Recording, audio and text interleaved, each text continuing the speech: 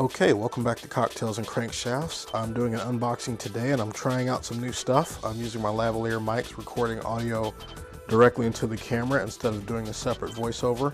I'm also using my new but unfinished stage for my scale cars, my Diecast collection. It's not quite done yet, but you get an idea, just to have a nice plain white background. Basically your typical Cove type situation. So you can have a nice unobstructed background. But let's get started by letting me crack into this thing. All right. Cut the seam there. Pardon me for bumping the camera.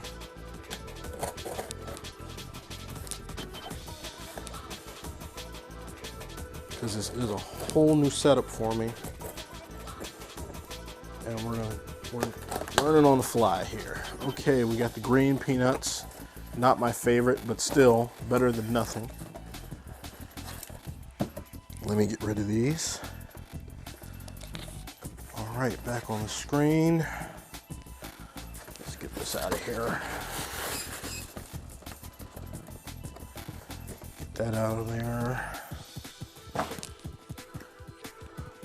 Okay, we've got a Minichamps McLaren F1 GTR 1/18 scale, and I'm gonna go ahead and start working on getting this box open without damaging anything. It's always tricky for me.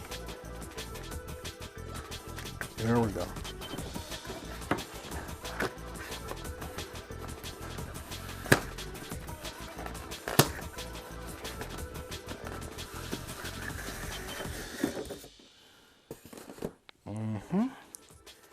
Inner shell and taped on. I don't see any tape, but let me check the bottom. Nope. Little tape on the front there, hiding from me. On the front, probably some on the back too. All right. Off there. Silica gel desiccants. Toilet paper there, and this one I believe is strapped down.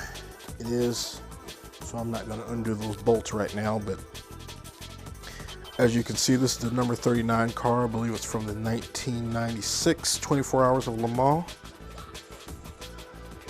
I already have a long tail, and I really wanted a short tail GTR because I like both, and I thought this would be a nice addition to my collection. And let's take a look at some of the detail. Engine cover lifts.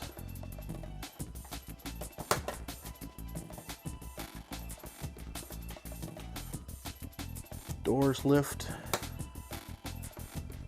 Front compartment, I believe, lifts. So there you go. And let's get in close for some detail. Good tight look there at the front compartment. There we go. Passenger compartment, if I can get the door to stay up. It's not going to stay up.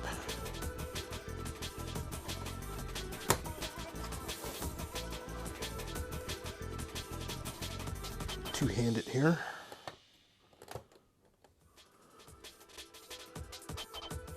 Get a look at some of the detail in the interior.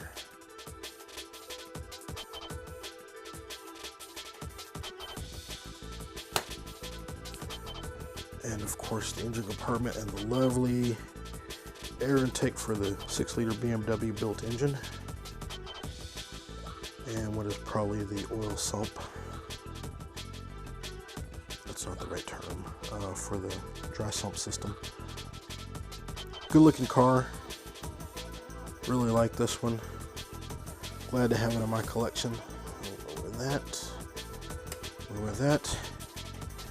And another wonderful specimen. Love that red, white, and blue paint job too, even though it's not, I guess those are the Planet Hollywood colors. That's an interesting scheme. Kind of evocative of the American flag, but not exactly.